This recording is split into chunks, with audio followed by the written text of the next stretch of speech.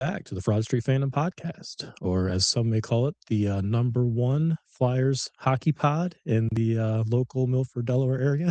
Yeah. um, yeah, so we got a very exciting episode for everybody today. We're going to recap some of the playoffs for the Sixers and the Flyers, get into some of the details of the game so far, and kind of see where we're at, how much, let's say, life is left in both of these teams. We had the NFL draft last week, so we have the results of that. A couple trades for the Eagles, as well as some interesting picks. Yeah. And then we're gonna end the episode today with some Phillies coverage. So we had an interesting opening month of the season, kind of carried over this last week since we last recorded, and some notable news. Yeah. So all right, let's go ahead and get started. Let's go with how about we start with the Sixers? So they're actually currently playing the Celtics right now. While we're recording, since we last talked, they were playing Game Two at the time. They were able to come away with the win there, 111-97. I honestly thought that they were just going to get stomped every single game. I mean, the Yeah. fact that it actually looked like, they had a very good game. Maxey and Edgecombe both combined for 59 points, which is huge. You want to see that out of your guys. And then, also playing in Boston. I can understand them maybe getting one at home, just having the home crowd behind you.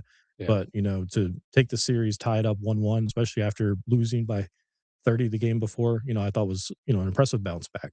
So I think some of the notables of like that game, certainly for me, has been the shooting percentage. I think we can kind of, see how this entire series is going to go just based on shooting percentage. The Celtics shot 39% from the field and only 26% from three. And just kind of going down this conversation, you'll kind of see how bad of a game that was for them. Yeah. And we only managed to win by 14 at the point at that time. So the Sixers, on the other hand, they shot 47.8% from the field and 48.7. So they actually shot even better from three. So that kind of showed, they were able to kind of stay ahead. Game one, if you want to compare the two, so the Celtics, for instance, they shot 50% from the field in game one. They just didn't miss. They didn't miss any. And then 36.4% from three. So, it didn't really quite matter there. I mean, they're hitting everything from the field. As opposed to the Sixers in game one, it was 38.9% from the field and only 17.4 from three. So they aren't even making threes. And when you're playing teams like the Celtics, like you have to be able to make those shots. Otherwise, you're not gonna be able to keep up. Especially how they live or die by it. The Celtics. Well, the Celtics do, yeah. They'll shoot 60, threes a game, and the Sixers live and die by it too. Yeah. I think the the problem only reason is we won game two because we, shot better. Which I said, I thought this series anyway, you guys would win. If you guys won one game, it'd probably be because of Maxey but it was Viche also helping them out. Well, and the other thing about it would have been, the Celtics just not shooting. Yeah, exactly. So it kind of played out in game two. Game three I thought was more rounded across the two different teams. The Celtics were able to come away with the win. It was a little bit closer, 108-100. It was down to like the last few minutes of we had a shot at, locking that one down too, but just weren't able to come up with the big shots at the right time. But Jason Tatum did. He had a big fourth quarter to kind of ice that one. Him and Brown both ended with 25 points. Maxey scored 31. I think the other notable of this game is, we talk about Edgecombe the game before dropping 30. This one he goes 0 for 7 from three, and he only gets 10 points. So I think that, little rust there, whatever you want to call it, bad luck. But going 0 for 7, that's definitely frustrating. You want to make sure these kids could definitely bounce back, especially if they're not making their shots. Okay, maybe let's drive the lane as opposed to pull up for three every single time. Yep, that's what the game has become, though. No, it is. Ruined basketball. He did. Yeah, Look at all the kids anymore. All they do is shoot threes. The big men are out there shooting threes now. Except he makes his. That's the thing, though. Drummond does too. I'll tell you what, he's got probably a better 3-point percentage than half the team. Well, yeah. I mean, he only shoots like three. He's 0 for 1 or 1 for 2. Yeah, exactly. Percentage is high. Yeah. So yeah, it leads to we're down 2-1 going into game four. Embiid makes his return 17 days after having his appendectomy. And I don't know, it's very frustrating. I started watching this game. I was pretty excited about seeing what they would do, but it was the same Sixers that we've seen all year long. They try to force feed Embiid the entire time. Yeah. He gets at the top of the key and dribbles a couple times, if that, if not, just pulls up for three. And most times, I mean, certainly that game, he was missing everything. Yeah. He scored the first 8 points, but a lot of that was he had the one dunk on the fast break, and then he had a couple off the line. But other than that, like he would pull up for his normal, fadeaway jumper, and it's just rimming out. So he wasn't the literally only just one. bricked another 3. Yeah. Yeah, He like did exactly what you just said. He did top of the see, key and just sat there and then shot a 3. I could do play by play. Um, but no, it's like he wasn't the only one. The entire team just did not shoot well. The other thing that was kind of pointed out, if Embiid comes back and it seems like I don't know what the guys are thinking. Like Maxi takes, I think it was 3 shots in the first half, which is unacceptable as the point guard. Yeah. And it's like they would basically bring the ball across half, give the ball to Embiid, and just stand there. And what happened to the fast break offense? What happened to like moving the ball around? It just seemed like everybody was like, "Oh, he's got it." Yeah.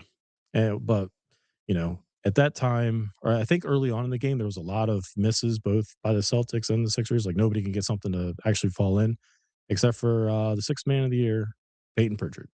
Guy could not miss. So I know he ended up, I think it was like 17 or 18 points in the first half he ended up with, but he ended up off the bench with 32. So I turned it off. I think it was after like halfway through the third quarter. And I think I might have went to the Phillies game to see another dreadful. Went from it was pretty pretty terrible Everything Sunday. Philly right now is just turn it on. You're just like, ugh. Like, do Yeah. I want this heartbreak right now? Like, So no, I think that's the other thing that the Sixers don't have is we don't have anybody off the bench that can come in and contribute. Unless it's the big, No, I mean, let's say like the three. Quentin Grimes kid has been decent off the bench, but he's also had to start a lot because of the injuries that they've had. Yeah. I mean, Oubre probably I was is trying to think of technically the a name bench the whole player time. on a good team, On a good team, but he's a starter but for he's a us. starter on the Yeah. Sixers. But I think he's more suited for that sixth man role. Mhm. So I don't know that. Last time we recorded, last week they're done at 4. I think you may have been the one that said like they may steal one. They and get might to steal 5. one, right? Yeah. But I mean, it's just they just showed the stat there. The bench points we have 0, they have 12. Yeah, We have exactly. 0 points off the bench and They have 23. a We're down 5. legitimate starting roster and then probably a legitimate starting roster on just their bench Yeah, that can compete against most of these teams. Of all So, random white dudes. yeah, yeah, exactly. yeah, Because I'm looking, going, I don't know who the hell these guys are. yeah. It's not good, but But I don't know. We'll see. yeah, and I think that's we talk about, and I know we're going to talk about GMs on this podcast, but it's like how does Morey put this team together and think that you're going to be able to put this caliber of a roster up against the Celtics? These are the teams you have to beat to even get to the finals. You have to beat the Celtics. You have to beat the Pistons. The Pistons might find themselves losing to the I was Magic. gonna So say, it's yeah, the more Pistons, man, yeah. the Knicks and the Raptors are actually taking the Cavs in too, right there. The That series the is a Knicks are lot tied closer at than it 2, should be. and the Cavs are tied at 2 now, aren't they? I think, or is it? Yeah, I They're think either 2, and I think the Pistons are down 3-1. Pistons are down 3-1. Yeah. Yeah. But that might be even more evident. Like, what would our series look like? Just not even playing Detroit. I mean, I know we beat the Magic to Yeah, to get in. to advance, but it's what would our series look like? We could be 3-1 Yeah, down Cavs to and anytime Raptors too. tied at 2. Yeah. Also, yeah.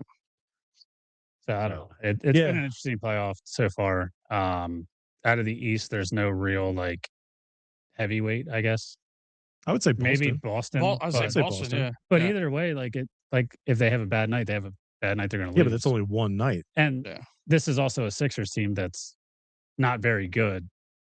That was contending with them, but like if they're going to play the other teams that advance out of their matchups, it's going to be Boston. I don't think is going to look as good as they have against Sixers. Yeah.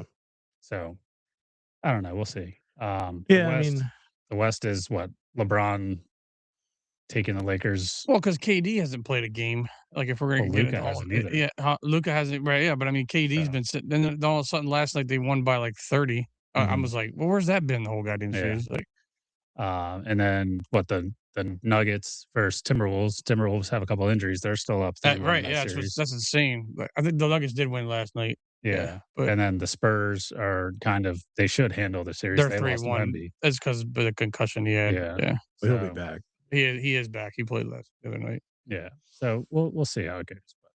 Yeah, and I mean, just going back to game 4, Embiid ends up with 26 points, but I think it was more of a detriment of him scoring 26 than it was a benefit. I think it just literally derailed all of the momentum you got. Like going from obviously game 2, you come away with the win. Game 3, it's okay, it's close, came down to the last few minutes of the fourth quarter to see who actually came away with that. And then you bring Embiid back, which I'm not against, but just don't feature him the entire time. Yeah. And you completely just get derailed and you lose by 30 plus. What was the final score? 128 to 96. Like that's yeah. But just going back to like the shooting percentage, like Edgecombe again, it goes from the game where he was 0 for 7, he was 0 for 3 with only 6 points from 0 for 3 from 3-pointer with only 6 points. I know he's a rookie. I know you're trying to see what he can do in the playoffs, but if I'm that kid, like drive the lane. That's one of the things you're actually good at. And same thing with Maxey. Like both of them should be driving at this point and not just pulling up from 3, especially if they're not falling. You know, You're getting really good at this because I don't know if you have like a 10-second ahead because you literally just said Edge come drive the lane and he did, and then he drove the lane. it's kind of incredible. Yeah, it's like I feel like you're like looking in the corner of your eye, going like drive the lane real fast, like or has it picture in picture on his screen. Like I said, I'm practicing my play-by-play. We're behind watching the TV. Right, I know. He's just way ahead of us. We're like, it's about to happen right now. Like, so currently they're in the second quarter, about 8 minutes left. They're down 35-26. So yeah, we'll see. I'll try to continue to do a little bit of play-by-play, but I know we're going to bounce to some other where sports. they make some shots. That'd be good. It's like, all right, Jaylen Brown's just going to shoot a bunch of bricks tonight, and he might twist his ankle. I don't know, nothing serious, but at least take him out of the game to where we can just a win week here. Yeah, just a week. Yeah, little mild ankle contusion. But yeah, just going back to the shooting percentages though, because I think that dictates a lot of these. It's kind of one of those obvious stats, but the Celtics continuously, especially these games that they're winning by a lot, they're like shooting almost 50% from the field. Like they were 48.3 and 45.3 from 3, as opposed to Sixers who were 41.3 and only 30% from 3. So I think a lot of that kind of shows exactly what's happening in these games. But yeah, as we mentioned, Game 5's tonight. Hopefully they can try to steal another one in Boston and make it a series. But it's going to be the guys not named Embiid. I hope that take this win. Like let Embiid just be the enforcer. Hopefully, blocking the shot. So what are your thoughts with Embiid in the future? Do you think they got to part ways? I think the problem with them parting ways is his contract. It's one of those bad contracts. So if you trade the contract, you're going to get another bad contract in return. It might be for less years, right? I mean, in all honesty, I think this year, obviously, the appendix was a wild card. Yeah, that was. And the shitty thing was we were for the most part going to have a, as you can say best, a healthy MB going into the playoffs. You also had PG coming back. You had Maxey also coming back off of an injury. So everybody's kind of getting healthy at the right time. And, we've been saying it since we signed Paul George. It'd be lovely to see these three play together on a consistent basis to see how they right. work. I mean, with his suspension and all that, none of that was possible all year. Yeah. So it was another year where it was like, wait a second, we got a chance to have them all, and then bam, appendix. It was like, oh, yeah. Can't make this shit like I think we talked about it on one of the other episodes. Like I was like, I like to make jokes, but I was like, appendix, come on, like that's just not even on his fault. That's just and he's had a lot of those too. Yeah. It's just like freaky injuries that I don't know. Someone's got a voodoo doll with Embiid, and they're just putting push pins. Getting rid of him out. I mean, you guys ready to accept that the process is finally over? Like process has been over. I'm just saying. Well, that's his nickname. They call him. Right. Yeah. And I mean, you got a player out of that process. Yeah. You got a couple actually. It's like you missed on quite a few of them. But you're able to get a guy that's been basically your focal point for the entire process. Yeah. So, Ben Simmons doesn't turn out to be a fraud. You never know what you have there. Yeah. I think some of the biggest misses that they had were Markelle Fultz. Was a part of that because you missed out on a guy that's been killing us ever since, Jason Tatum. Yep. I think also the draft before, didn't we miss out on Jaylen Brown also? We took somebody ahead of him too, I think. Was It that might the have Ben been Ben Simmons? I Simmons. think that was the Ben It might have Simmons. been the Ben Simmons one. So it's like you just look at those 2 picks right there of what the Boston Celtics got out of those drafts as opposed to us. Yeah. And that's they've got how many championships? 2 between those 2? Or did Nah, they just get they 1? they've only got They one lost because to Golden Jaylen State Brown the one year. But Jaylen they've Brown been was there. MVP. Yeah, but they've been there. Yeah. We can't get out of the second round. They've been to 2 at least finals, you know. Yeah. And they may very well be in the next one. And you also take away Tatum tearing his Achilles. They might have been in last year too, right? Or did they do that in the finals? No, it No, he was the tore it Pacers. against the Knicks. Well, Yeah, it it was was the the Celtics Pacers Knicks that where he went. tore Yeah. it, and then the Knicks went on to play the Pacers, and then Mhm. But yeah, if he doesn't tear his Achilles there, then they may have Yeah. been in the finals then too. So, but yeah, well, we'll see. We'll give you guys updates. As we continue to record, and we're seeing as I continue to give up play by play I say duties. he'll know first. Yeah. And so, all right, moving on to we're a Flyers pod now, so might as well put our 2 cents in here. First few games, tremendous watched. It's Yeah. you're looking at the Penn squad of they're older. You have the same annoying players that we've been accustomed to. We've hated for 15 years. Yeah, in Crosby, Letang, God, I can't stand Letang. I think the worst of all is probably Malkin. I absolutely hate Malkin. Crosby is the worst of all. The flopping is Malkin's probably second or third between Letang. In my opinion, at least Crosby has talent. I think Malkin's very talented. He's talented too, but Crosby obviously is one of the greatest players. yeah, The thing that we hate with him is the flopping, the embellishing, Yeah. like bullshitting, the whining, the shit that he does. Mhm. That's he's where got to it hate the gets- face too. I Yeah, think that. I mean, Malkin does too. He looks like a it ogre. looks Shrek. Yeah, But so I think the Crosby obviously I think across the board is number one hated Penguin. Yeah. He's very, very talented. He's going to go down as one of the best players of all time. But it's just the thing with the Pens is they've been good for 15, 20 years at this point. Mhm. The Flyers were good, never got it done, and then rebuilt, and then went to the playoffs and then rebuilt again. yeah. So we've been through 2 rebuilds and we're still dealing with Sidney fucking Crosby. Yeah, exactly. Like, I mean, it just goes to show you what caliber of player he is, and Yeah. always having, it was Andre Fleury as the Yeah. goalie, and it's like you had them all paired together, and sure, they got lucky as hell because of a strike that they were able to get the first round pick twice Yeah. back to back, but they benefited from it. Yeah. They made the right moves. You talk about like players that are of his caliber, and hate to face the just little antics that he does that annoy everybody, and it's like I've always said, sure, we see him a lot just because he's in the same division. I know they realigned divisions and stuff now, but we still have him in our division. Yeah. Alex Ovechkin's been in our division too, and I full on respect that guy. Like Yeah. he plays the game 1,000 times better, in my opinion, than Crosby. He gets into like he'll hit people, he'll fight. Like Yeah. the guy's just incredible, and we hate to see him play against you all the time, but it's nice to see that.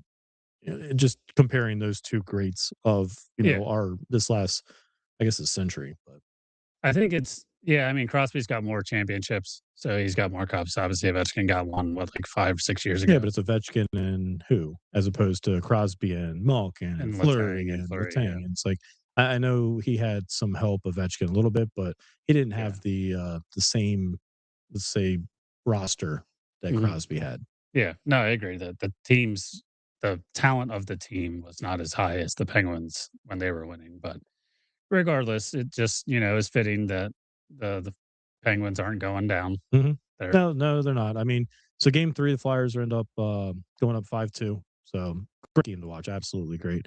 To take the series lead 3-0. So you're looking at like, all right, let's bring the brooms out. Yeah. I think it was it Monday night? Saturday No, night. Saturday night. Yeah, we were hoping that we were able to lock it up. Don't give them any life. Couple bonehead plays. Vladar, basically misplayed a puck behind the net. Yeah. That turned into, let's just say, the game-winning goal. That pretty much that was, play. yeah. That's right off his butt. The last one, no, that was Oh, you're the talking game about. 4. Yeah, we're talking Oh, about sorry, my fault, yeah, my fault. game 4 where he was playing it off the behind the net. Yeah, he Uh, wasn't in goal. It was a good No, I forecheck. understand. Yeah, Yeah, sorry. it Now was I a good got it. Yeah. forecheck by the Penguins. I mean, it's kind of what we talked about with Tippett a couple of games ago, where it's like, you're the more aggressive person here. Yeah. So I'm sure the coaches and the Penguins are like, we're not going out with a fight. So they came to play. They came away with a win. The score was a little obscured just because it was 4-2 with the empty net. So you're Mhm. basically right there. And then you go into game 5 Yeah, last night. last night. Yep. So this one, I was actually listening to this one on the way, so not as easy to watch, but you know, similar kind of fashion where lucky freaking bounce off ricochet off the glass right into Vladar's back, right into the goal, and that also serves as the game-winning goal, which is kind of annoying in It's the sense frustrating. that you know we're not getting any of these bounces. It seems certainly that came off the glass and hit the goalie to go in. But I mean, honestly, I know a lot of the first 4 games, the Penguins kind of dominated the first period. yeah, It seemed like last night the Flyers Flyers were dominated. dominating the first period, but Well, and then they got like their first shot on goal was a goal for the Penguins. So it's yeah, like you dominated the entire first period, and It's you like, just then give up. and it's Yeah, kind of like I know we talked about it before of we have that weird feeling of hey we keep the puck in our zone the entire like for a good stretch of the game, yeah, 10 minutes or so, and all of a sudden it's like boom, now you're down yeah. because Something dumb's something gonna happen. exactly. Yeah, That seemed you like can. that's exactly what it was something dumb happened. Yeah, and it's like we had these opportunities, and they're just not capitalizing. And then the Penguins get one mistake, and then it's bam, you're done. Yep. You're down 1-0 at this point. Yep. Even though the Flyers were like aggressive and they were hitting, they were taking more shots, like they were possessing the puck, and then they just had a mistake, and then the Pens go up, 1-0. And I wish that they had like I don't know if it's just like a mentality thing, but it's like you got to step on their throat. Mhm. Like this should never be going into a game tomorrow night. This Yeah. shouldn't be going into a game 6. Yeah. You were completely like dominating them 3-0.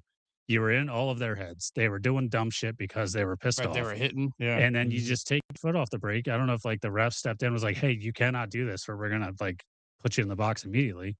And they just stopped playing their game. And then the Pens took over, started playing their game. And now we've given up 2 straight. We're going back home tomorrow night into game 6. So I don't know. We'll And we'll then see what happens. But it I starts just you creeping up the can't. back of your mind. You're like, "Oh, fuck, we were up 3-0. Now they could be tied, Yeah. they could I tie it think in that's Philly tomorrow." more Like, like yeah. I the think that inexperience is where if that it comes I in. think that Yeah. comes after tomorrow if they end up losing. They're like, Well, I'm shit. not, but I'm saying But it's still gonna be in the tomorrow back it's of their like, mind the all whole right, game. Like, we're you go gonna be down 1 home. goal, they're gonna be Yeah. like, "Oh, fuck, dude, like, this is happening again." Like, Yeah, yeah. we'll be home. Like, let's just lock it up here. Like, they've been in each of the other games. It's not like it's been Yeah, they're not five blowouts. Yeah. one or whatever. The Pens did go up 2-0 on I think it was I didn't see the goal, but it's pretty decent goal, I guess. But then we answered back 6 seconds later, 10 seconds Yeah, later Alex with Bump last Alex night. Bump. Yeah. So Alex Bump gets the call up. Michkov. Michkov was a healthy scratch. It's a funny stat that they were saying on the radio. So Alex Bump's first career playoff goal is against the Penguins. His first career regular season goal is also against the Penguins. So Was it Michkov benched both games? it might have been. Yeah, it might have been. That'd be So even funnier. we'll But we'll see what the Michkov thing has to do. I mean, it's been said that he came into the season out of shape.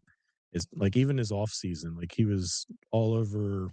Let's just say Europe and the Middle East, just living his best Russian life. So who knows what ends up happening for him? I know last year when he came up, he was the guy. He was going to be he the was next going to guy. be our franchise player Mhm. last year. And He took a step back this year for sure. all he did last year was just argue with Tortorella. Mhm. Like every time you just see them two yelling at each other and he's getting benched. He's getting, sat on like the lines even. He's getting moved down lines. Like it's just he's very arrogant. He needs to realize that he's not as good as what he thinks he is. Yeah, he can be if he puts in the work, but it But seems like he's he's living not. off of right. Yeah. Like he's just not doing it. And that's where it's like, buddy, you gotta figure it out. Mhm. Yeah. Put in the work. Yeah. I mean, look at other players throughout. Like, just look at other players in the city. Tyrese Maxey.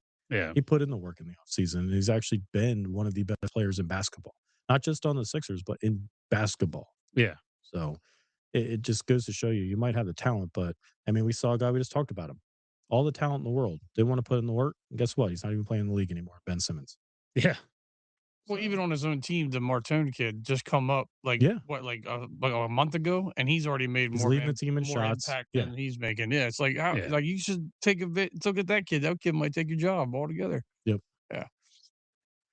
Yeah. So yeah, going into tomorrow night, Flyers are still up 3-2. But I don't wanna you don't want to take it back to Pittsburgh in a game set. No, that'd be an Especially absolute with nightmare. especially having a team that does have playoff experience with Especially when you have Crosby and Carolina Malkin. just sitting back waiting. Well, hopefully they fall Yeah. asleep. But, But so Honestly, we're focused on tomorrow no, night. no. I mean, they're not looking that far ahead, but yeah. So I mean, I do. Yeah, obviously the inexperience is a big deal. Yeah. But I just really liked watching the Flyers when they were winning. They were playing their style of hockey, and then they've well, you're completely. talking about the old school, like Broad Street Yeah, Bullies style of hockey. they were Yeah. getting in their fucking faces. They were Blood and getting shit them to coming out, draw like, like yeah. dumb penalties, and Well, now yeah, and they're it just seems stepped like away from doing it. well, I think the hockey in general has changed. It doesn't have that, the fighter type, but as the other teams do it, it's like I don't know. I look at the Penguins and they do this annoying shit to get under your skin, and it's like I know Konechny. I think it was game 2. He's trying to fight Brian Rust or whatever that guy's name is, and he doesn't want anything of it. And it's like, dude, come on! It's like you're Yeah. being a little bitch about everything. Then what was it game 4? I think he's over here pulling Martone's hair after the final whistle, and it's like Yeah, Malkin's flicking the puck into the bench, and it's Yeah. like anything and everything this team fucking does is just to but I think the Flyers were doing shit like a little dirty in the first couple of games when we were Yeah. winning, and then they just stopped doing it, and now the Pens are doing it and winning. So it's and, like we, and it's almost like that they're winning now, or the Flyers were up to where it's like, all Yeah. right, well, we don't want to do anything that's going to cost us, but in essence, it's kind of It's- costing. it- us. Yeah. Well, there was a point in last night's game, like the Penguins had the puck in there in our zone for like almost a full minute. Like they even put the clock on the screen. Konechny was Yeah, on the line yeah, on the they ice were- for 2 minutes. They were Yeah. just like hey, like they're still in here, and I was like, yeah, you might want to like get them out of our zone for a Yeah, minute there. exactly. Like, what are we just doing? taking icing. Yeah, I was like, just do something, man. It was just Yeah, and there was a lot of bad turnovers last night. It was a closer game than it probably should have been. Yeah. But I don't know. We'll see. Well, one of the things I know very late in the game, they brought it up on the broadcast, and I kind of like once they brought it up, I'm like, oh yeah, that makes a lot of sense. But it was the timeout with less than a minute Yeah. left, and like the one guy, I don't know his name on the broadcast, but he was like, I wouldn't call a timeout here. Like the Penguins are gassed. It's like they just had an icing call. right They when- can't change. right Like when yeah, just, when the goalie was go pulled, yeah, back out there and you already have the puck in your zone. Just Yeah. put something together. But I will say, it's like we talked about Crosby. Like he dominated the fucking face-offs. face-offs. Yeah. Especially when it came into the third period. When you're in that last Yeah. few minutes, like he dominated every single one of those. And I'm like, you couldn't get anything set up because he's literally winning every single one of them. Yeah. So, And I mean, hopefully tomorrow they're back home. I Yeah, know, obviously, it's going to be freaking wild up there. So, it fucking better be. well, the Phillies game will You be know. empty, so you'll be good. Well, getting to the game is going to be a problem. True. Yeah, exactly. What time But, are you leave? You gonna leave after we're done? I leave at noon. Yeah. Yeah, leave tonight. There you go. Yeah, I mean, I don't know. We'll see. I just if the Penguins come out early, it takes the momentum completely out of like whatever the fans can actually bring to the team. Yeah. So I think the Flyers need to start out hot tomorrow and hopefully get one in the first. Literally start just like they did yesterday. Have we scored in the first period in any of these games? I Oh no. don't think so. No, because a lot of them have been 0-0. And if so, it's either 1-1. Like it's not that we've ever started No, out. because yesterday they went down 2-0, and then they scored the goal right after, which after, would have yeah. been So yeah, I I don't think don't- they scored in the first period at Yeah. all. And it's like, can you please just start the game hot Mhm. and Kind kind of what was it, game ride that out. 2? Game 3 when they scored 3 goals in well, that was 3 because minutes or whatever. like what I'm saying is that they got the Penguins to do dumb shit. Like Yep. they pissed off the Penguins and then they did dumb shit. They got penalized and then they went into the box and then what was it? It was game 3 where they had 5 guys in each box, right? Yeah. Yeah, like that's the shit the Flyers need to do. They need to get on your skin, get the whole fucking line, Yeah. the 2 lines, Line the break. defensive line and If you want a breather, forwards you know line. what to do. just get them pissed off, throw them in the box, let the fans yell at them for fucking 5 minutes. Yeah. and then go from there. But I Yeah, don't what is know. it? We'll Find a see. dance partner is what they say. Yeah. So, So hopefully they can get it done tomorrow. lock it up tomorrow. Yep. So, all right, well, go Fly guys. Hopefully, next time we record, we're talking about the series with Carolina. But, all right. So to the, I don't know. I will say my favorite team of the four. Actually, no, I'm sorry. We're gonna go up to the Eagles. Let's cover them. They're not the favorite. Well, that is my favorite team. Yeah, that is your favorite. So, Phillies are actually mine. We'll end the episode there. So apologies there. Yeah, we'll jump right into the Eagles. Yes, we had the draft last week. I think we mentioned they had 9 picks. Of course, Howie's never going to use just the straight up picks. He loves calling people and Wheeling and dealing. having them say, "Oh, anything with a 215 number is going to be blocked," because we're not talking to them. So, speaking of which, Except old Jerry. yeah, day one, we call our friends in Dallas and we decide that, hey, you know what? AJ Brown's going to get traded, right? Pretty sure that's what's going to happen. So let's go get a receiver. So they trade 2 4th-round picks to Dallas to jump the Pittsburgh Steelers, who were currently on the phone with Mekhi Lemon. Interesting kind of scenario there. So, yeah, Steelers are on the phone with Mekhi Lemon. Next thing you know, the Eagles they can't get a hold of him because he's on the other line. Yeah. So they finally, I guess his agent comes over to him. He's like, Philly just traded up for you, whatever. Like it's already been broadcasted. Kind of weird, but pretty Yeah, cool. he was like, "Why He is was like, Philly wait, calling what? me?" Why is Yeah. Philly His calling? agent was like, "They're picking you right now." But so that's where I was having this conversation with Brian. I don't understand the rules on this, but I think I was about to say the same thing. can the Steelers call any player So that's what I've before heard. it's their turn in the What I've draft? heard is that they weren't even supposed to be. They can't even. You're not supposed to be able to talk to a draft pick unless it's your turn. And then they said when he said, "But he's on the phone with the Steelers," they basically said that exposed them as like, and that's what they were like. Well, you're not even supposed to be talking to him. You can't be mad that Philly jumped you because Philly was actually on the clock. You weren't. Like, Yeah. So I think it's like Well, I I think don't know if it's like I a think tampering Pittsburgh or was looking at it like, okay, Dallas is supposed to go defense here, so they're not going to take the receiver, so we should be able to call him. Yeah. And I do believe, didn't they move the time from 10 minutes to 8 minutes? It's down to So 8, it's less time, and they were probably like, all right, let's just try to make sure that we got this locked down. But I don't know. Yeah, it was kind of random because I don't think saw that's like ever. a little. I didn't like dive into complete, but I saw one thing about it and was like, I'd have to confirm if that is something you're not allowed to do. Yeah. But yeah. But yeah, I mean, what are your thoughts on him? So what I've heard is he's a slot receiver. He smaller. It's very much like a little bit stockier than like Devontae, but he's going to play across the middle of the field, and where Jalen doesn't throw, and it's like I don't know, like fit wise, like some guys love him. Like some of the guys that are actually breaking down like tape and everything, they love the kid. They love everything about him. Great. I don't know. I mean, I didn't think they thought he would be there at 20. I thought like everybody kind of figured he would be Rejected him earlier. 15 and earlier, 12 and earlier. I'm interested to see what they would have done if the Steelers were able to get him and we stayed where we were. Then what would we have picked? We would have traded back. Yeah, I mean, probably. Because all the offensive linemen we were talking about, they all went early. Like Proctor went, I think, top 15. Yeah, To well, the there Dolphins, was still To the that Dolphins, Patriots yeah. guy, that the ones that The Patriots Patriots picked. took, There was yeah. still him. Ione or something. Yeah. I think Yeah. is his name. So I think that, I mean, it's evident in itself that I think AJ's gone. Yeah. So I'm glad It's that there wasn't certain. a trade on draft day because you're basically getting 32. We're getting a 32. I'd rather have, if we're getting a first round pick, I'd rather have next year's. Than Well, this now year. they're talking about it could be 2028. It'll be 2028. Yeah. that's Be a fine. first rounder in 2028. Yeah, that's fine. Hey, whatever. AJ will be one more year closer to retirement. Drake May will be one more year closer to being a bum. And yeah, the pick will be top 10. Hopefully. So, What are your thoughts on Lemon? Diana I Rossini will don't be know. married to Vrabel. I mean, like I said, I don't watch much college football, so I don't really know. I knew there was some good receivers there. I didn't think he was one of that who we would go for. I don't know. I don't know much about him. I mean, like we kind of touched on it. Yeah, he is a slot receiver, which I'm like, but with all the receivers we have now, it seems like that's the same body style they all got. We've Is got all 6 little. slot receivers. Yeah, we got all little dudes. Yeah, I'm and just I'm kind of interested. interested about what the scheme's going to be.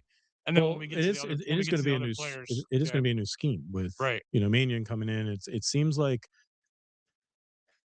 in my opinion, it was very evident of what they did a couple years ago when they went out and got Barkley. They basically said, you know what, Jalen Hurts, we're giving you everything at your disposal. Prove us wrong. Prove us that you're the quarterback.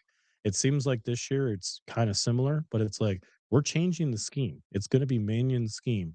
Here's weapons that fit that scheme. Prove it But to it us also hits that a heavy you run scheme too, because if it's Green Bay, because they did that with Jacobs. So I mean, and with the same type of little yeah, I mean, you still have receivers. Barkley and everything there, Yeah, yeah, yeah. but I think it's more passing to the middle. It's like it's moving the ball around Yeah. more efficiently Said than more play action under center too. Like, yeah. So it's like it's basically we're not locking you up. We don't. There's no guarantee money after this.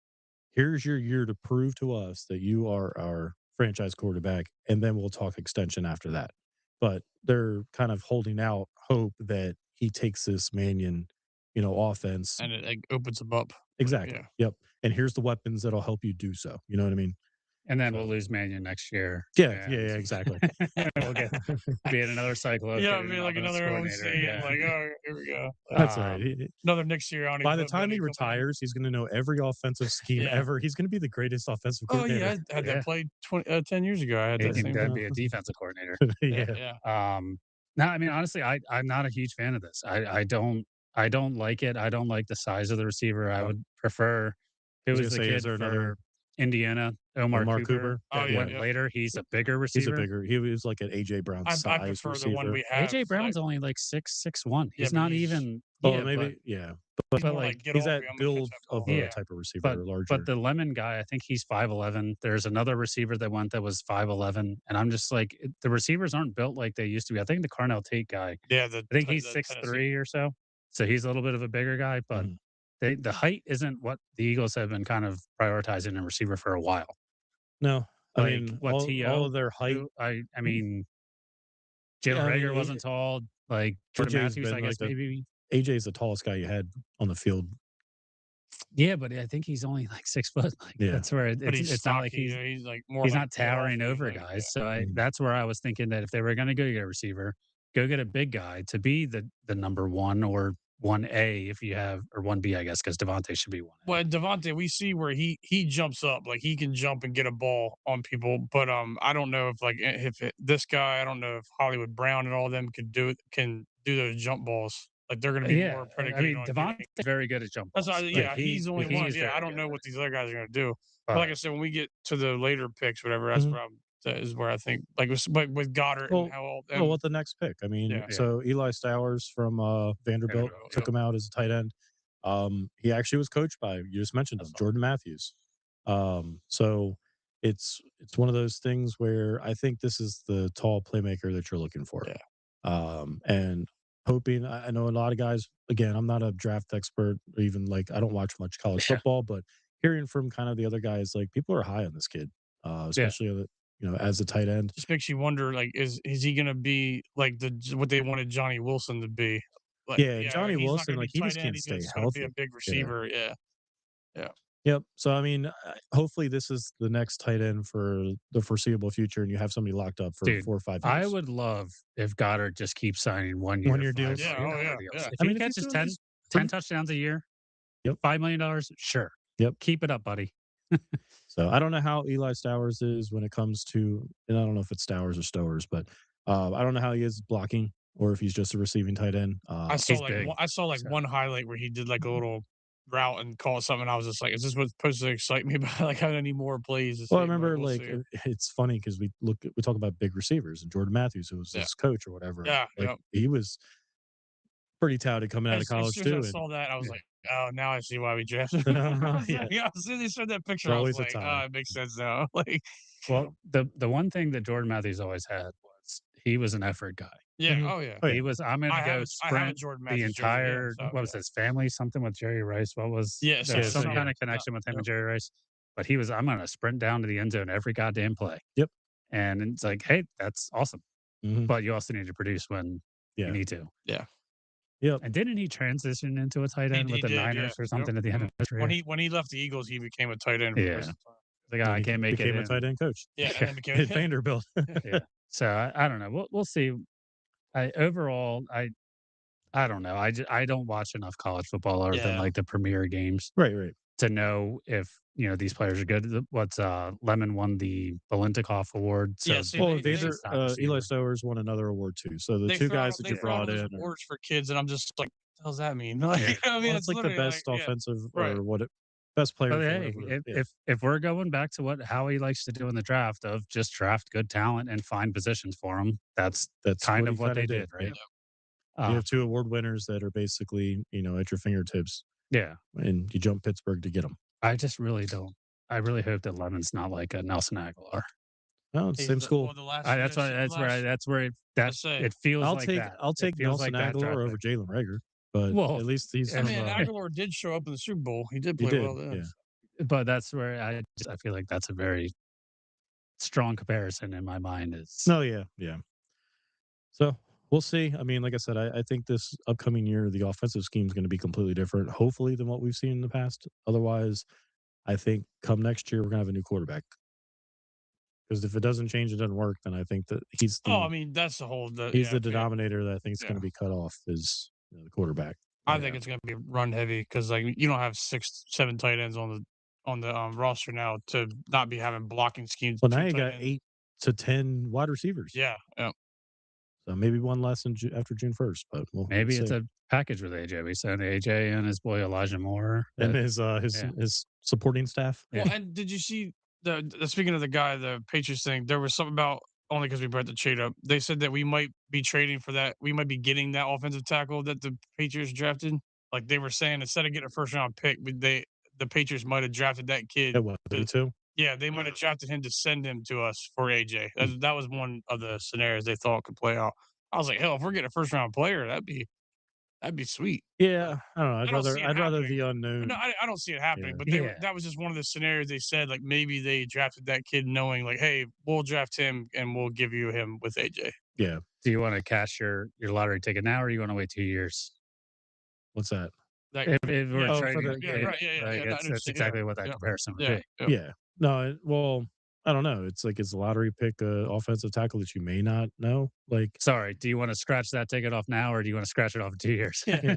no, it's all right. You already scratched it off. It's like a $30 winner, but 2 years from like that, it might be $80 to $100. Or So actually, I think this may be the best comparison. Brock might really like this one. You buy a pack of Pokemon Oh cards my now, god, you literally read my and then mind. I was literally saying you don't that. open it Yeah. now. You wait 2 years, and you either try and sell it or you Yeah. open it in 2 years. I was literally in my head going, like, "Should I bring up the Pokemon thing?" I'd be like, "Dude, There's the that pack's gonna be comparison. worth a lot." Yeah, Yeah. that was great. There we go. there you go, table mates. Yeah.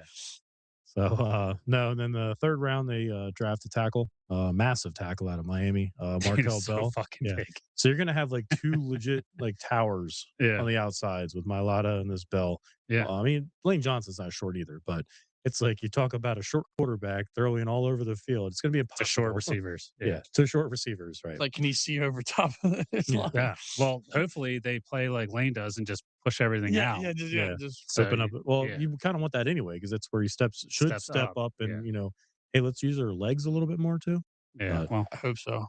So the other third round pick, we traded for Jonathan Grenard. I know we talked about this, early on of potential trades that they could go after. The Minnesota Vikings just couldn't afford him. Yeah. Just based on their salary cap implications. So Yeah. you trade a third this year, a third next year for Jonathan Grenard. So that gives you another edge that you can throw into that, let's say, rotisserie of linemen. and you pay him.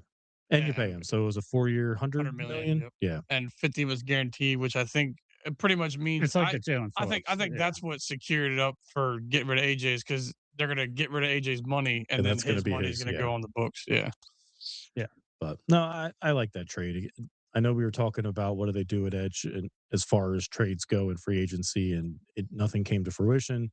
But this is a guy I think it's not the price of a Max Crosby. It's also like two ways. It's not the money that you're going to have to pay him, but it's also not the pick that you have to give up to get him. Yeah.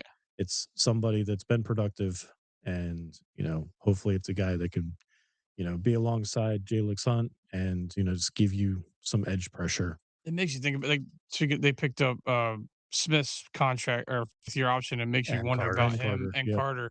But it's like you would hope that Smith would be good enough to not have to keep getting a different guy every time, but they're just like because you lose Phillips, they're like, well, we have Smith. No, we're gonna get Gennard. Like, Yeah, his problem uh, is kind of similar to Nakobe. It's like he just hasn't been able to yeah, put a healthy season together. But being able to pick up these fifth year options is helpful yeah, because it gives you that extra year where you can see if this guy, like what they did with Jordan Davis, so yeah. you're able to kind of get that extra year to evaluate Which fifth year options are only for people who drafted in the first first round, round. right? Yeah, Correct. so Yep. it's Yeah. like, yeah, yep. Yep. So continuing on, both fourth round picks we talked about were traded to Dallas. They take a quarterback in the fifth round, another North Dakota State, Cole Payton. Um, I haven't seen much on this, but I think Cam, you were mentioning. I heard good things that he's like a decent quarterback. Obviously, the competition level is a little different because he's in the FCS, not necessarily playing D1. He's a lefty. Yeah. Don't like that. I know you're left-handed, but Hey, don't like left-handed quarterbacks. no, they just look ugly. It just is wrong. I think the It only just looks wrong. one that looked good was Michael Vick, and I He think it was just the because way. he had a Steve fucking Young. cannon. Yeah, Steve but it Young just did he alright. looks so smooth throwing that But damn ball Steve Young too. didn't look great doing it. No, No, he no, just no, looked. I'm not saying this kid's Steve It Young. I'm looks just like talking about left-handed quarterbacks. it Like, looks Yeah. like you're like it's funny. I'm gonna describe this, but it's like they took your screen, just put the mirror on, so like Yeah. everything's backwards, and yeah. it's like, why is he throwing it like that? what the fuck is he doing? Like, And I mean, obviously, the most recent, you're looking at Penix and Again, Tua. Penix Like looks it like just they look. It just when you watch them play quarterback, their talent level may not be there either, but like it just it looks doesn't bad. look right. Like it Right. does not look like a good way to be a quarterback. Mhm. So I don't know. We'll see. I mean, it worked out pretty well last time we drafted from that school. So I mean, for a little bit, For a couple years. For a So, couple yeah, years. that's what I'm saying. So I mean, it's not a Yeah. bad school for quarterbacks. Yeah. Like, If I we will get say- rid of Jalen Hurts for a left-handed quarterback, I'm oh, gonna be pretty see, fucking that's upset. that's where I've been on. I'm not saying that this kid is going to be the replacement. I'm just saying like. Well, and I don't think in the fifth round It just you're seems to you're be every thinking year he's how yeah. he continues to draft a quarterback because we draft one last year in the sixth round or We something. draft one every year. Yeah, I We just, drafted Ian Book. We drafted yeah, the Syracuse kid or whatever, right? Kyle McCord Yeah, last yep, year. Kyle Like McCord, yeah, yep. Howie loves it. What quarterback factory? factory. Like that's a thing that he said 10 years ago at this point. And then McKee's still supposed to be traded at some point, I guess. Well, that's what I was wondering if they were going to do Dalton, on yeah, trade during draft days. because right Were now you they got gonna- 5 quarterbacks on the team. Yeah. Yeah. So, Yeah, I don't know, but I'm surprised they actually didn't trade him. See, I thought with Dalton is because you have that new rule now with the emergency quarterback. So like you don't technically have to have them active, but like that's so. But I was like, Andy Dalton's not going to come here to be the third quarterback. Like Emergency he quarterback, knows he's going to be the backup. Probably that's what they told him. They say, hey, we're going to trade McKee at some point. So Yep. yeah. So and then I think we traded back. We had 3 7th-round picks. Cole Wisniewski, the safety out of Texas Tech. Reed Blankenship replacement.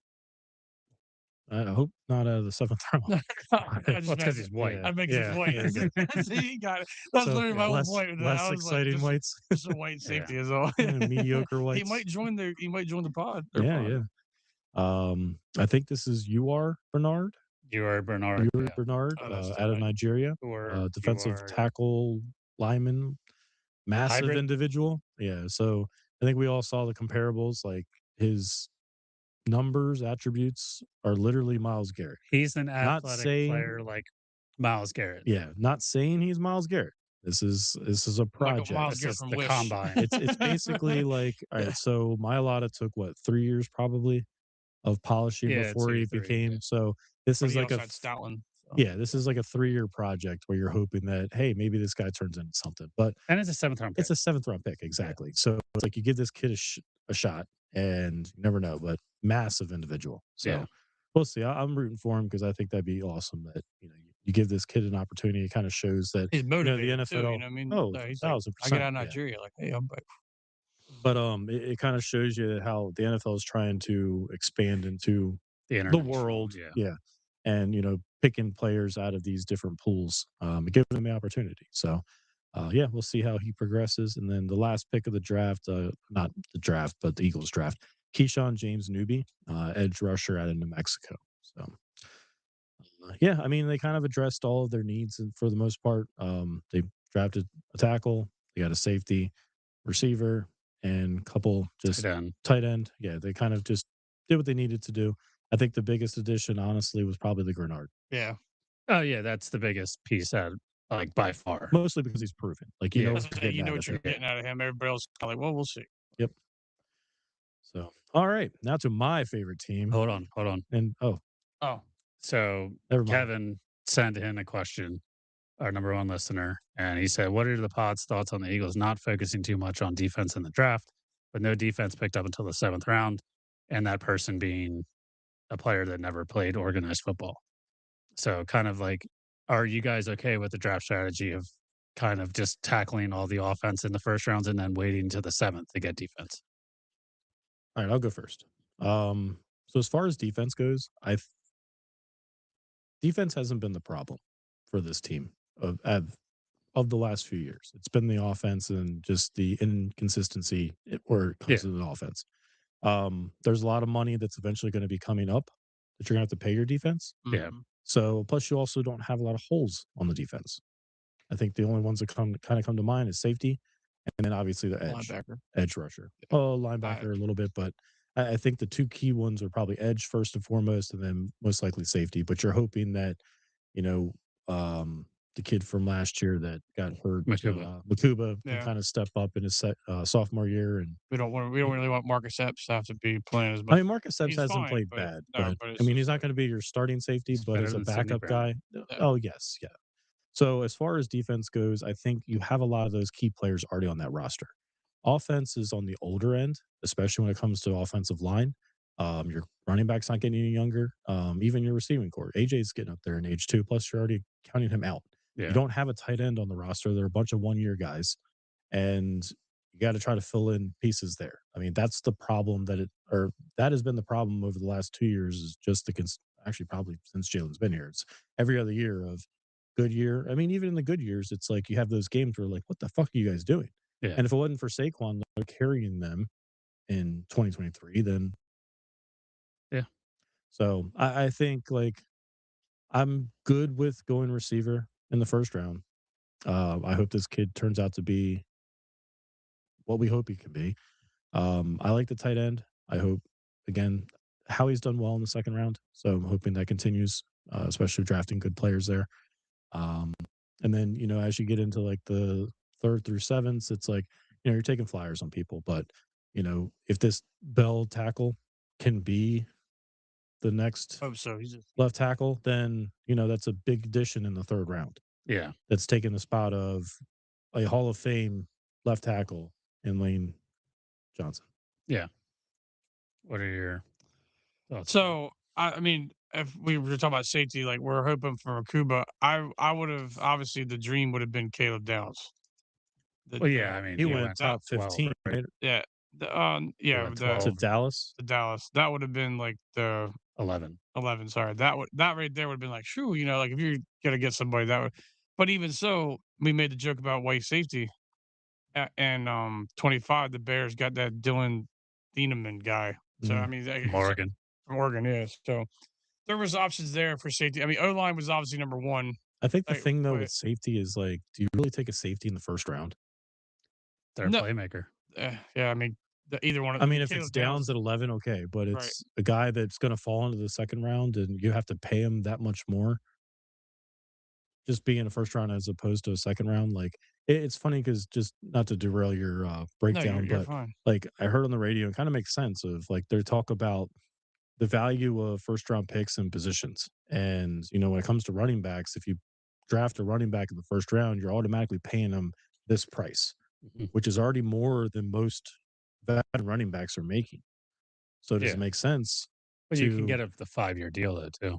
yeah, but we look at it like in the off season of how many times we see running backs signing for just team friendly deals, and it's like Yeah. No, fractions on the but it's just an interesting breakdown of like, all right, I mean, I'm not saying like the cap and the money is going to dictate what you're going to draft, but areas of need versus yeah. Want. best player available. Yeah. Right. Well, my thing was like if you looked at when I was looking at our defensive roster, like I keep seeing Keely Ringo name Yeah, on there, and that's why I was kind of like, dude, he we is need good to on special teams, but right. But I mean, other than special where you have teams, Makuba and Epps, Ringo is then now an option back there, which is why I was like, safety would have been nice to address earlier than the seventh round, like they did. mhm. The 2 points on the linemen, they're large human beings, so you're hoping they're more than their size. I mean, the guy in the third round is athletic as hell for his size, but he's lanky as like he's just huge, and Yeah. it's kind of you kind of wonder like when you put a Miles Garrett in front of him though, can he Yeah. is he just Is he a big or is turnstile? Garrett Yeah. just gonna go right by him? Like that's Mhm. the only thing that kind of Well, it's I a good thing we could practice that with our Nigerian, right, exactly right. So player. yeah, No. so yeah, so they got. But overall, I think I mean, I said it earlier. I don't really like the receiver. I don't. It's just it's kind of just size and all. I'm just kind of concerned, and plus, I just don't like what all that means for. I've said that before. I don't like the Brown thing, Yeah.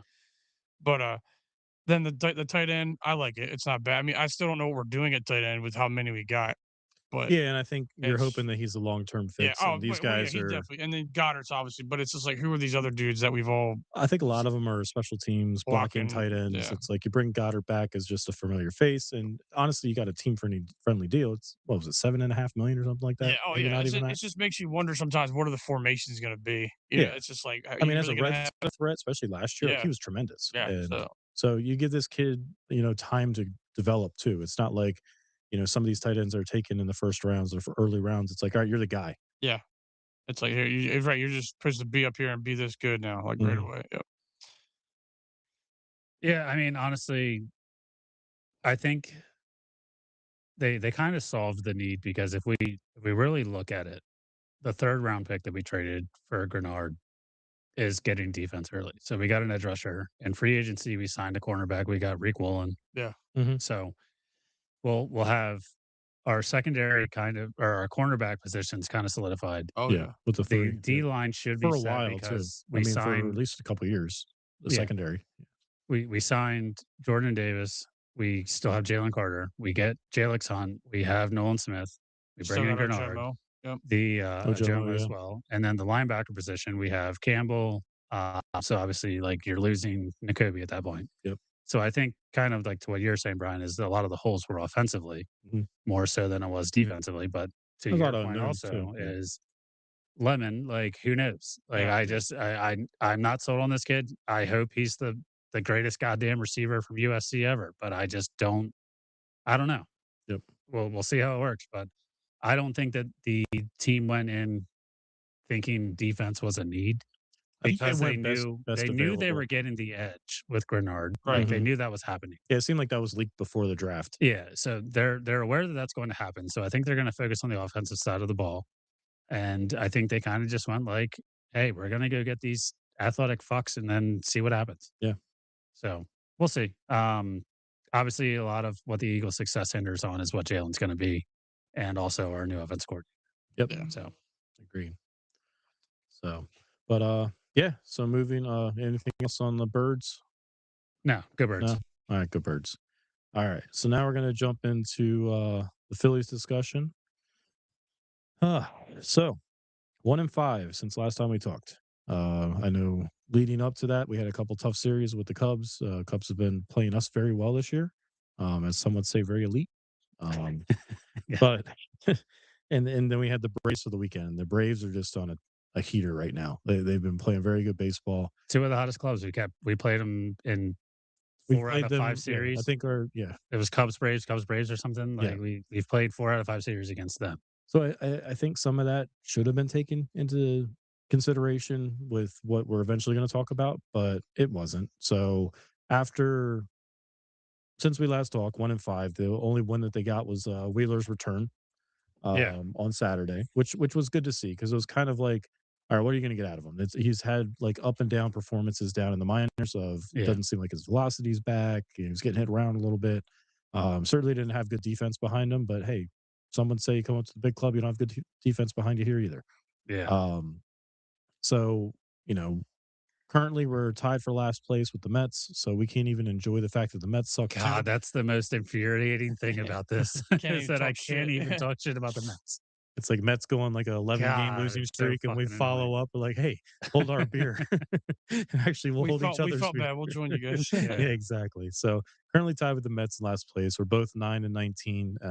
I think the biggest one, we're 10.5 games behind the Braves for the division. So a lot of ground to make up. And the unfortunate thing for the Phillies is we've already played 6 games against the Braves, 6 or 7. yeah. I'm not doing that. I feel like we The have funny to now. thing, well, the funny thing, no one sees it on YouTube. It's just It's just, they, it's like, yeah, it's they like see me and Brock I try to do it, giggling, like, yeah. like schoolgirls. So, but no, it was good to see Wheeler back. He got up into, I think, what'd you say, 97? He hit a 97, couple 90, times. high So 96s, so his velocity um, is getting up there. It's not where it was at the beginning of last year. He was hitting like 98, but yep. it's good to see him He get went back five out there. innings. He only gave up 3 hits, which is nice, especially against a Braves team that we talk about was Ah, on a tear.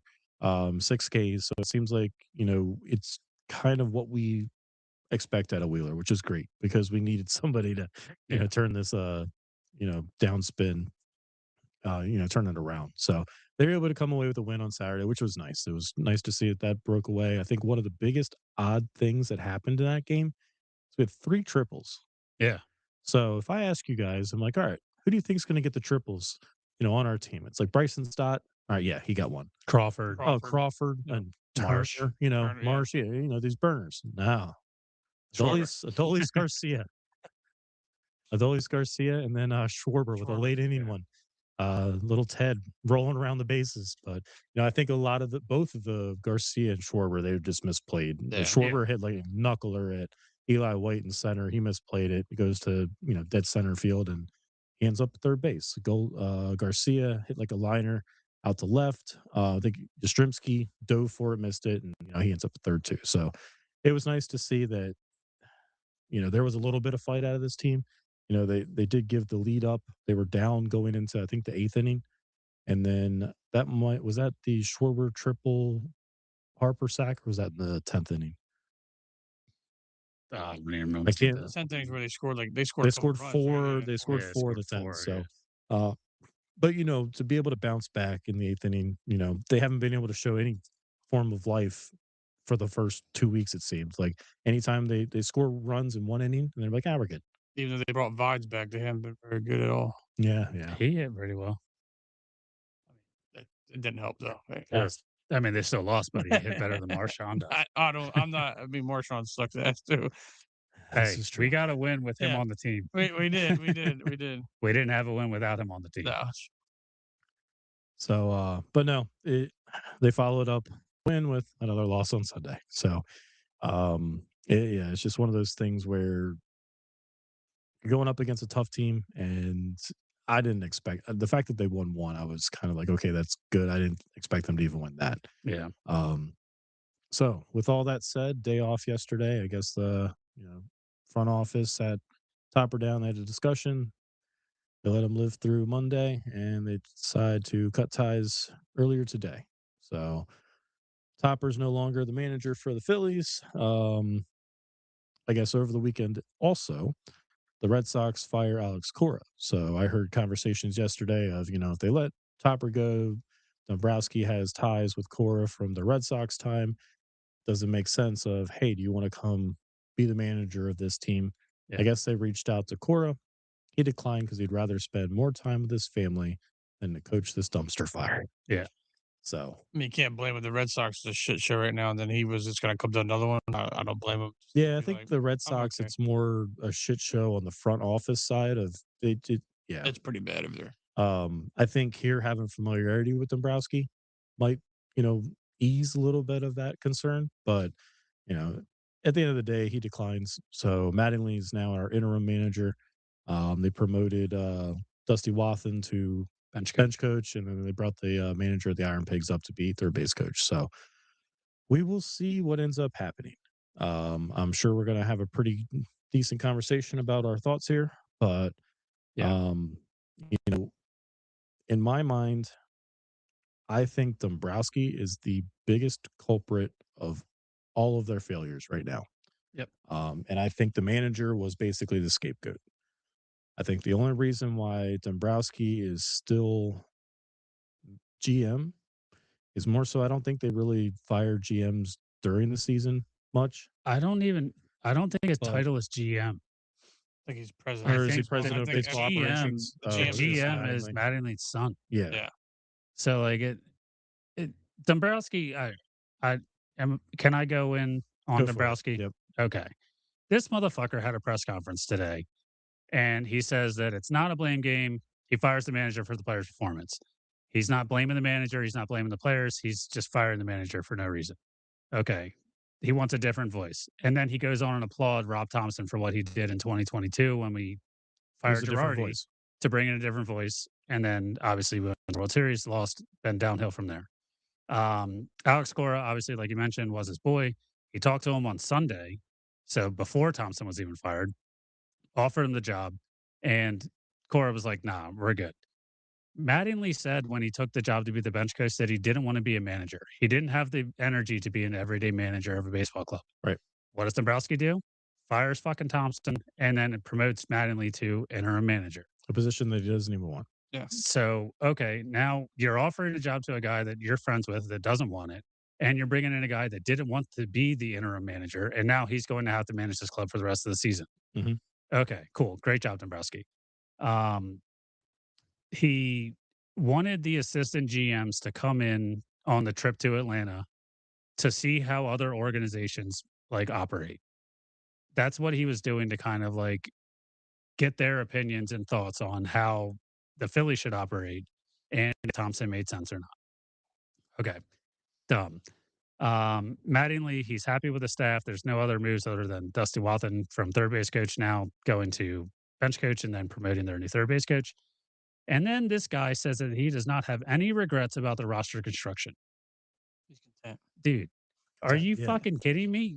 Last week, you just said the Phillies don't have a cleanup hitter. Who's in charge of putting this roster together? You are. Right. You're the one saying that we don't have a cleanup hitter because you can't go out there and sign one. Or how about this? If you want to actually sign a cleanup hitter, tell the manager what you've probably been telling the manager this entire time of who to play, where to play, whatever. Yeah. Tell him to put Schwarber in the fucking cleanup spot. There's your Yeah. cleanup hitter. Yeah. And then he clarified saying he didn't say that the team did not have a cleanup hitter. He was saying that the team does not have a cleanup hitter that's performing. Okay, your $10 million outfielder that you just signed has been batting cleanup for the past week. Well, it's a $30 million because if you got to take the Casti tax Yeah, into that also. I'm going to get to that later. Yeah. So again, this guy is just so fucking arrogant that he's just up there not taking any blame. He Mhm. gets asked a question saying like, "Oh, do you feel responsible for any of this? Or do you think that you're the right fit for the position that you're in?" And he said, "I'm not going to answer that. I'll let you guys answer that." Are you fucking kidding me, dude? Yes, you're the one that needs to answer. You're the one that's making these decisions on who you're going to go after. You have failed time and time again to put players on the field that are actually worth a shit, and you have missed the past like Well, the 5 outfield, years. they've never been able to fix the outfield. The past 5 years, there are so many bad signings that they tried like to take flyers on people Mhm. and paying them very good money, and they're just not doing it Well, look at because we the can't draft. We Yeah. can't fucking get these younger players to We saw perform. 11-year-olds out of like. So it's just insane. And then you give out these extensions. Like I've been hopeful on Nola. I've been pretty like lenient on him. That was a very bad deal to sign him for 7 years, Yes. 3 years, or what? We're Especially in year with how 3 many now. innings he had on his arm. Yeah. At the Yeah. time, I was okay, but it's very long. Like, why couldn't you do what did he just do with Luzardo and Sanchez? Wasn't it like a 5-year, 4-5-year deal? like It wasn't yeah. 7, right? Yeah. Well, why But wouldn't it something like that? Like, I understand, like, and the Phillies are very good about paying players for what they've done. yes. It's the same thing they did with Ryan Howard. It's the same thing they've done with some of the other players, and it gets them into this kind of limbo Situation, to yeah. where you can't get rid of the guy because of his contract, but he's also not performing to that contract. So you're like, you can't just expect Middleton to come out with Dodger money and you're just spending it on anybody and everybody. Yeah. But no, back to one of your points of like the outfield, he's never been able to address the outfield. They go out and trade for Marsh. They go out and trade for it was Noah Syndergaard. You know what you give up there? You give up your catching prospect. What is Yeah. killing us right now? Catchers. Pitchers. Yeah. You have to extend an aging JT because you have no catchers in your farm system. You trade Tai to Minnesota to go out and get Duran Yeah. and Bader. Bader. Oh, Bader. Yeah. Yeah. And no catching prospects. I know he wasn't forecasted to play catcher for you, but at least that was a position that he was familiar with in the minors. So you're kind of setting yourself up to where you had to pay JT. Yep. Otherwise, you're dealing with what you're dealing with now in Marshawn and And now Stubby. Stubbs, yeah, because JT's hurt. Right.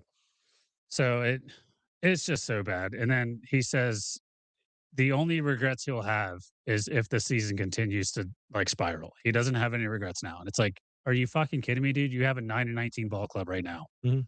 You don't have regrets about how you constructed it. You're saying that like you're gonna fire your manager because your players that you put into the organization are not performing. Yeah. How's that the manager's fault? And The that's what manager I've sets always the said. lineup. Yeah. The players are the ones that need to take He accountability. can only choose the guys that are in the fucking clubhouse. Yeah, and the players are accountable. Like if you talk to, if you see like the Harper and JT and Schwarber, they're the ones saying like we need We to do gotta be better. better. Yeah. And that's another thing that like even Mattingly's saying is that the players had to play better. But Thompson is the guy that takes the fall because of Dombrowski's failures as a GM Mhm. or president of baseball, whatever the fuck his title is. But this dude should not be with the organization. He got extended after 2023. He's there until the end of 2027.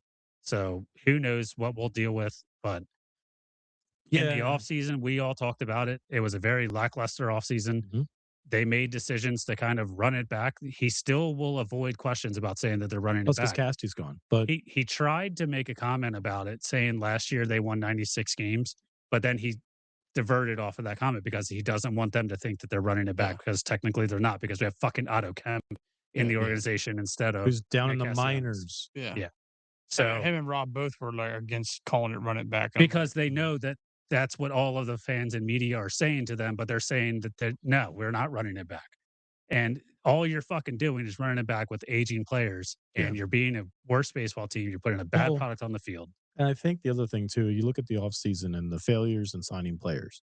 And I don't know if this is a Dombrowski thing or a Middleton or kind of both of them hand in hand, but they weren't able to land any of these superstars, let's say, because the superstars wanted 1 year deals or deals Yeah. that had opt outs. Yeah. Yeah. And they didn't want to have to. I think there's a lot of questions going into this they didn't next want season. 7-year deal. They Like, yeah. exactly. So we offer Bo Bichette a 7 year deal, but he's like, no, I'd rather get more money now and then be able Yeah. to do this same process again next year and maybe get a longer term deal, but also understand what the landscape of baseball is going to look like if there's a salary cap and Who everything else. fucking knows what it's going to look like So, after next year? like, I don't know whose mindset that is of, okay, we don't do these types of deals, but that's going to have to change too, unless they completely change just baseball and how the money's dealt anyway. But no, it's again, I'm echoing what you said. It's like you're the one to put this roster together. The manager can only put the players out there. Yeah. I don't understand how Kevin Long is still on this fucking team. Yeah. Yeah, and that's where The again, last 3 years, the inconsistency. We talk about the Eagles and the inconsistency with the offense. Yeah. They've changed offensive coordinators every freaking year, and they've found a way to kind of manage.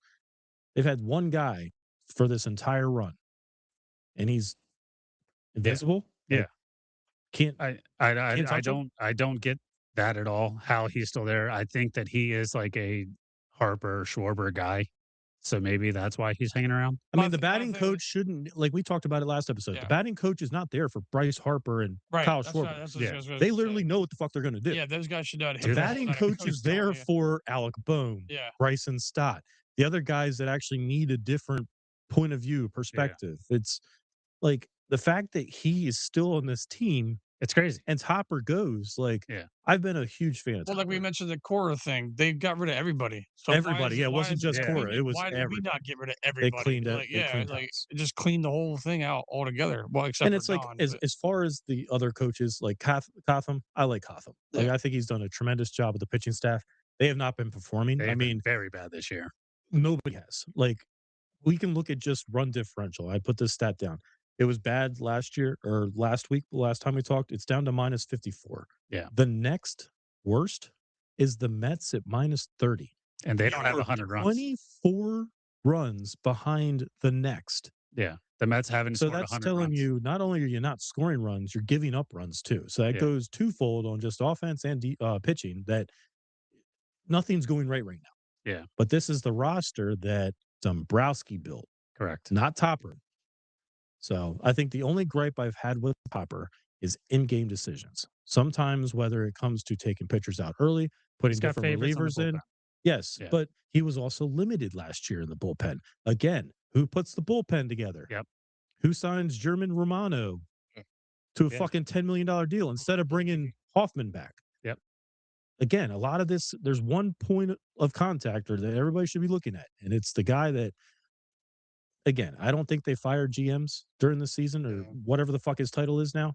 But I think also with his resume, he's kind of known around the league. He's on a different status than all the other Yeah. people in that position to where I hope for goddamn sure Middleton told him, you know what, to save face, don't want to, put any kind of blemish on your career. You have to step down at the end of this year. Regardless of what happens, Yeah. say they go on a run and win the World Series, I still want the motherfucker gone. Yeah. And honestly, like, he's been around since, like, the '80s. He's been around for a while. He's been in baseball since the '80s. He's, like, 70-something years old. He's not a young guy. He's not into the analytics. Mhm. He goes out there, he has Put success, it this way. but He did build the World Series roster that we have. The problem that we're running into now is that he's extending that same roster Yeah. yeah. all the way It's through. very reminiscent what we did in 08 and 09. Like we made the World Series, we won the one, and then once it was time to get rid of him, we're like, we'll extend you guys. Yeah. Utley and So Aaron he Ross. It's like, got us there. I think the roster that he put together to get there was great. What he actually did to get us to that point. The problem is all of the, like you mentioned, the Nola contract. that I was shouldn't have fine been. with the Trey Turner contract. You're going to have to pay him anyway. The fact that he hasn't lived up to it, that's on him a little bit, but it's Yeah. also like I wasn't against that one. It's the, the Nola, you can obviously second guess that one. Right now, it's like the highest guy we paid in the offseason is batting 100, 200 maybe. Yeah. And it's either strikeout or home run. Like he has a lot of blame that he should Yeah. be on. It's like you've been paid for one fucking aspect of baseball, and that's to hit the Swing. goddamn ball, and you're not doing it. Yeah. I think that my last thing about Dombrowski before I jump into the signings that he's made and we can all just discuss good or bad. I I didn't know you think had what that. That's good. Dombrowski's success is that he goes in, takes over, they win in that short term, and then he's out. Yeah. We've gone past that point. Well, and it's almost We like, brought him in. yeah, in it's almost 2020. like after the NLCS or whatever that 2-3 year span that he helped get Yeah. us there. It's like, all right, we need a new face. Like Exactly. like Get him out. someone else take this roster and either improve on it or Break it apart. kind of just I think it's more just improve on it by not prolonging it, if that makes sense. Yeah. All right. So just notable signings that I've got for the past 6 years. 2026, Adalis, Kepler, or not Kepler, Keller, Zach Pop, Dylan Moore, Schwarber, JT, Sanchez, Luzardo extensions. Out of those signings, the only ones that I think that have been good so far, I'm kind of iffy on JT because he's hurt. Mhm. He was playing decent. Schwarber, who knows? A lot of year left. It's just strikeout or home run. It's frustrating right now. Yeah, it's very Sanchez, you frustrating. had to pay him. Luzardo, you had to pay him. Luzardo has been very I bad. like locking them up, but it's Luzardo's making that one look very much Nola like to where it's like, dude's been fucking Yeah. It's trash. like, fuck, The we're stuck only with that now. one, Adalis, over him. But Keller it's a has been 1-year okay. deal for 10. So it's like, and you had a whole, so I keep joking about it's a $30 million right fielder, which it is, but Yeah. you can't have Casty in the same, Yeah. clubhouse anymore. We've been beyond that. We had to find a replacement. Yeah. I think I know you got back to it before, and I mentioned it also. They've never been able to address the left field position. Never. Yeah. It's like you had Casty there, right? That's fine. You know what Casty was. He was one of the players that you brought on during that building that run. And you actually kind of just defaulted because he actually wanted to go to Miami, I think. And he ended up just coming to Philly for I can't remember what the reason. So regardless of that, it's like you go with Merrifield, trying to get somebody that can play left. He was dog shit until he played the Phillies for the Braves. Then you go Max Kepler, same thing, hoping that Steroids. yeah, I mean that was throughout. I think He that was terrible before the Nah, juice. no. Yeah. So you miss on that one. Now you're Yeah. back. Now you have Garcia that's not filling in for left, but he's filling in for right for Casty, and you're still like it's a revolving door. But Yeah. a lot of that is because you don't bring up anybody from the farm system. Yeah. But they just don't have anyone. Well, exactly. Like But that they also tried. Kid they plays have, it. they were benching. So I'm like, Yeah. They've tried with left field, going back to like the Darren Ruff days, Mhm. like, then Dylan Cousins, like, Well, Reese Hoskins played it for a little bit Dylan too. Moore. like they've tried so many times and it's never worked out. So 2025 notable acquisitions: Kepler, Romano, Joe Ross, Luzardo trade. All bums. Luzardo trade. All that's the one good. three of those were bums except for the Luzardo trade. Yeah. The year before, 2024, Whit Merrifield, like you mentioned, Spencer Turnbull. Those are your guys you're going to sign? Yep. Terrible. 2023, Trey Turner. Obviously, Again, long that's deal, a that lot was of the money. price. That was the That's price that you the had to pay. premier free agent. You get him. Great. Craig Kimbrell, Taiwan Walker, Matt Strom. Strom was decent. We traded him this offseason for nothing. Mhm. And Taiwan, we just Didn't we got get him. back? It was a Backus we got out of that. Nah, he was. I thought We he got was somebody Arizona. from. I don't know. I don't know what Mesa. our return is from Strom, but it's still not. Yeah, it's one of Good. the bullpen guys we have now. I think it was Yeah. either Mesa or Backus, but Mesa was from last year. okay. Yeah, it might be Backus, but anyway. So Taiwan Walker, we're paying him $18 million to not be a Philly. Mhm. Craig Sound Kimbrell, not great. Well, 2022, he had glimpses early on, but then he ended up He's- costing us more in the yeah. playoffs. And again, back to kind of what we mentioned of Topper having his favorites, but it might also be that was the only person that it's was the only guy available. that could actually get outs. That was I think the crutch of that series that we lost to the Diamondbacks was Kimbrel. 2022, Casti, Schwarber, Brad Hand, and Jerry's Familia. So the bullpen terrible. Casti, we're paying him $20 million to not be a Philly. Schwarber, we just paid him another $150 million to be a DH. But during Casty's tenure here, like he wasn't a great right fielder, but he came up probably the most clutch of the more recent playoff. I would failures. say that he was a good signing, He was, but we're I would say still that too. paying him $20 million Just because we the can't way trade he him. went out, it Yeah. sucks. But yeah, Yeah, I agree. I that's- liked his tenure there. That's the point I was about to make is that Dombrowski, what'd you do with Casti this year? All you did was just advertise him, saying we're going to cut him. Yeah. Oh, If you don't want to trade us, we're gonna cut him. Alec Bohm, same fucking Nice, thing. nice fucking trade leverage, dumbass. I was getting at stuff like that. So, and then 2021, we're talking like Travis Jankowski, Matt Moore, Archie Bradley, all terrible. 2020, that's when Dombrowski took the job. The only one that's good, Zach Wheeler and Didi Gregorius. Yeah. Didi, they ended up cutting him early and paying him money after he left too, because Was that Trey the Turner. first year of Girardi also? I believe so. Yeah, because I think it was he played with Girardi. Yeah. But again, so we're going through that list of names. There's more failures than there's a ton there's more a lot failures of than there are, and that's not. Those are just the especially when you look notable at ones. when you look at bullpen and when you look at outfield. Like And- he's just literally dropped the ball. Those are the notable names that like they're going out there taking flyers on these guys, and it's just still not working. Yeah. And it's just it's terrible. And the fact like he went in there and said that he thinks that this organization is set up for success, that they have a good like minor league system, they have good scouting, they have good draft picks, like they have prospects, they I mean, have who kids from that our can come in. prospects that we brought up has actually been worth a damn? I mean, they bring up Bryson Stott, they bring up Alec Bohm, The daycare. and it's like Painter, Marshawn. Painter's what at best right now, maybe a 3, and it's not even like a He's at consistent 3 best right of now. 4 or 5. He's not been. And it's like- He's not been the way they dangled him out there during the trade deadline last year. He's Yeah. not been that. And it's like when it comes to Bryson Stott, I love the kid, but it's like he's got to learn how to hit. It can't just be like every other day when Give him his fucking bat back. maybe yeah. Maybe that's the curse. I Yeah. cursed him when I got his and then Bohm You too. took I got, his a, back. when I got a signed ball like from when I Bohm. get a It's like jersey, I just you killed get a these sign. guys. And Yeah. then, But no, I just Dombrowski, like the fact that he just in that press conference today, it didn't seem like he took any kind of accountability. And everyone else in the organization, Rob Thompson, you mentioned, I don't He think did you a said press on the pod. conference. Yeah, I haven't He said it did yet. a press Yeah. conference. Yeah, which is He's unheard taking of when it comes to someone that's let go. They don't do that. Yeah. And the reporters actually mentioned that during the press conference. They were like, this is a little abnormal for your circumstance. Yeah. People don't get let go of companies and then do press conferences after. He was like, well, you know what? It's like I wanted to be accountable as a leader of this team. I wanted to be accountable for the failures that happened and, basically be able to speak to them. And, sure, we didn't meet the end goal of the big ring, but I hope that, I served basically the organization well. He did. He took us to a better spot than we were in the past 15 years. Yeah. But again, it's just Dombrowski's so fucking arrogant and it pisses me off to no end that this dude was just like, oh yeah, like I'm fine with the roster I built. Yeah. It's not my fault the team's 9-19. Yes, it the fuck is. Yeah. Like, what are you talking about?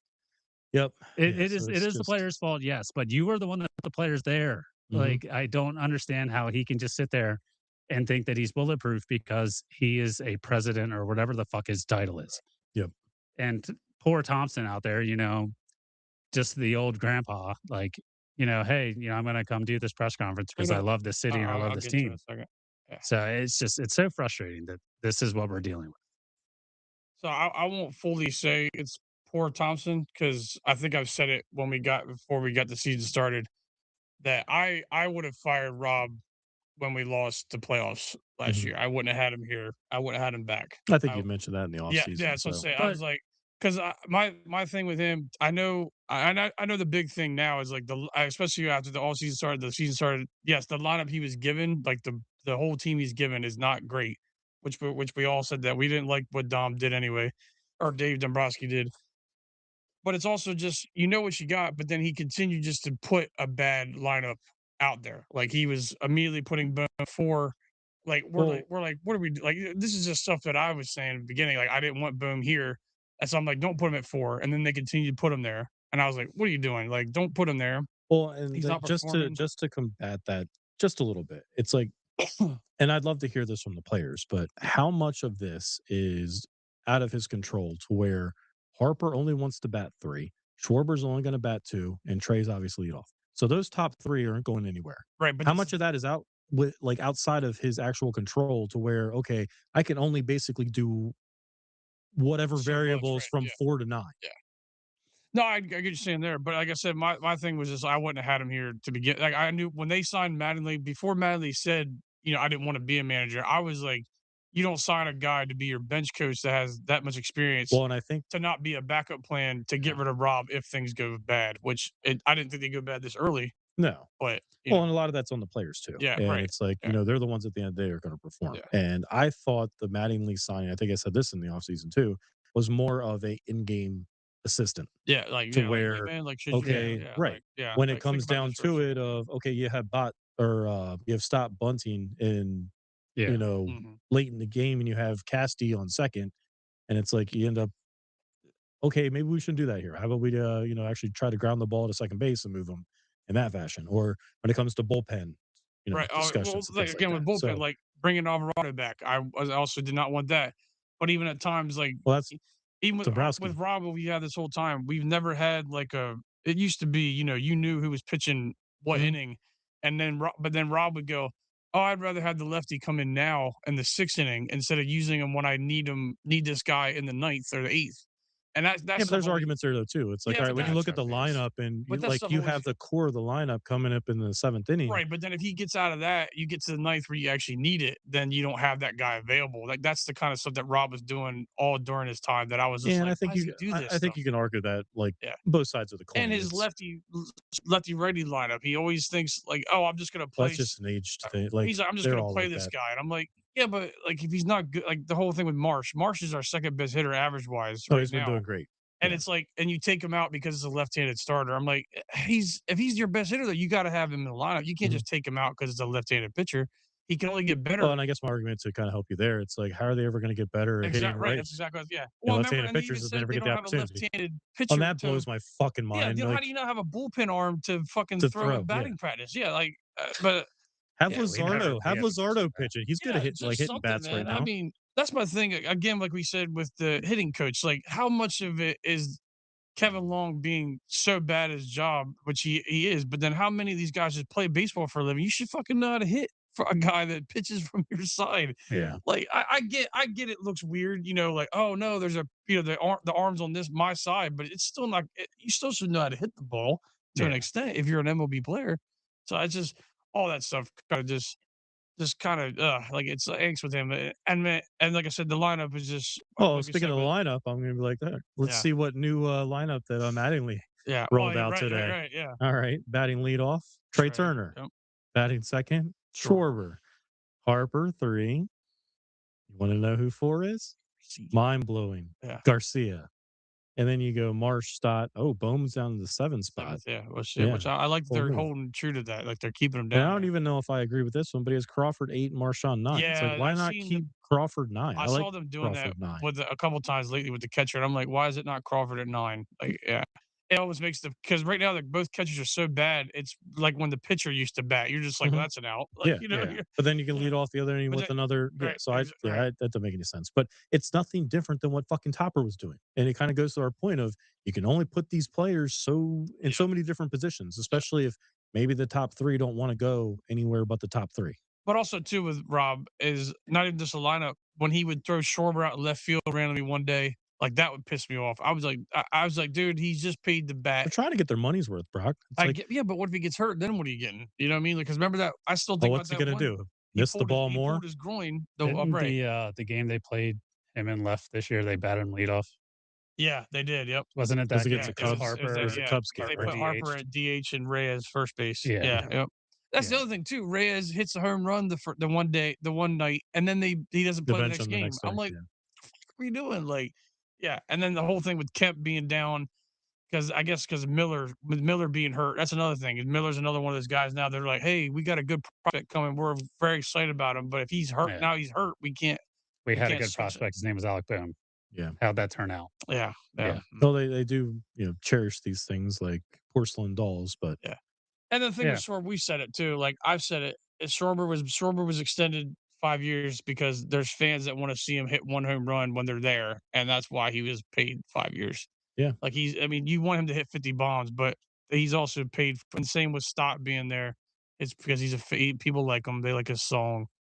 Like it's stuff like that. Like they keep I mean, Boom Stott around for is a some. good second baseman. No, He's field a wise is very great. good second Field baseman. wise is great. Yeah, Second but baseman. that's.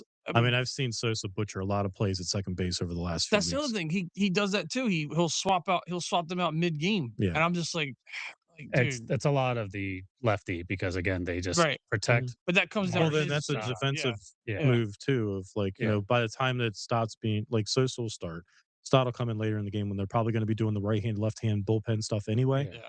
and he's better defensively. Right. Yeah. So, But then you see there's parts of the game Sosa messes up on the field, and you're just like, well, there you go. We wouldn't have had that issue if Stott just played. yep. Yeah. But it's just it's very like annoying that where we're at with this season. Yeah, None of us really expected it to be this bad. I know you Yeah. predicted I them to have win him like third. 84 or I have something. I have him third in the division. Yeah. But I didn't have him last. 9-19 worst in baseball. That's no one expected this. So No. So, and One Go more ahead. thing about Dombrowski is the Murakami guy, this White Sox third baseman. Mhm. He's hitting bombs. yeah, I think he's like, leading the league in home runs he's right now. crushing But it. And I'm like, pretty sure we were all like, Oh, no, we were all stay like- away from this guy Yeah. because he can't hit anything. can't hit. I still would have took him over Boom. I mean, but like I said, But the now problem he's- with that is kind of to Cameron's point is like he misplayed the it's more Casty glaring trade. because of He how mispaid bad, the Boom right, trade. yeah. It's like Yeah. take a note out of Howie's book. Don't say fucking shit. yeah. Right. As far as we know, Alec Boehm is still a Philly. Yeah. Trade. right, yeah.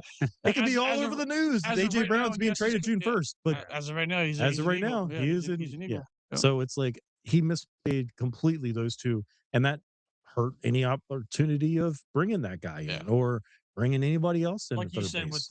with the Castellanos thing, he said we're going to cut him anyway. People were just like, we'll just wait till you do Why? that. Exactly, yeah. Why And then- would- yeah. yeah. We're Why just like, trade and us have to why pay the trade money? all these people out, like Yeah. And just to put I guess a cap on it, unless you have something else. The Phillies just won 7-0. So first shutout this year. first time a starting pitcher's gone. Great 7 job, innings, new so voice. Yeah. Yeah. This fucking team. All we need to do is fire Rob. That's it. Like, Yeah. No. Oh, this is gonna be an annoying season now. Yeah.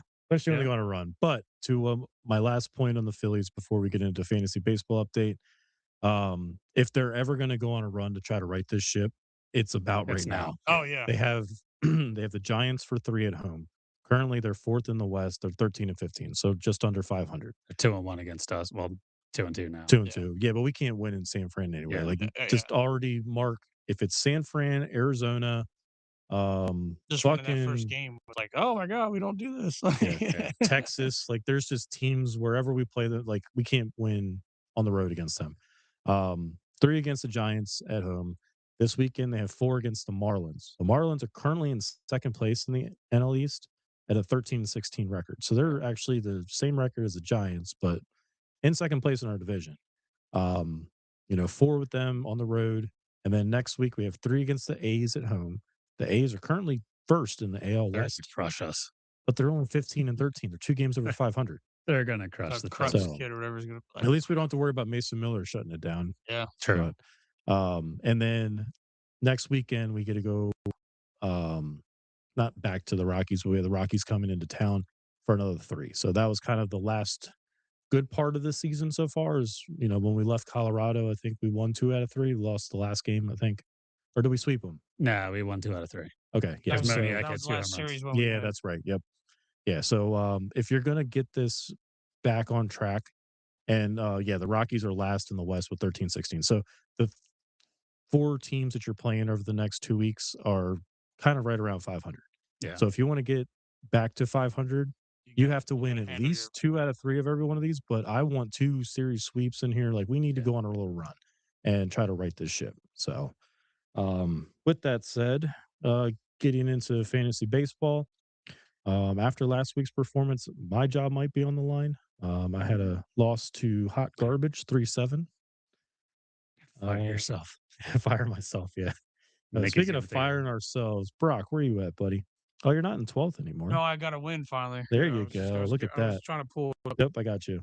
So you were able to come away with a 5-2 victory over Hot Corner Justin. So moving out of that last place spot, you know what? Your team came up. They're like Brock's on the cutting block They at finally this started point. fucking hitting the ball and pitching. Like, There you I was go. like, hell yeah, let's go.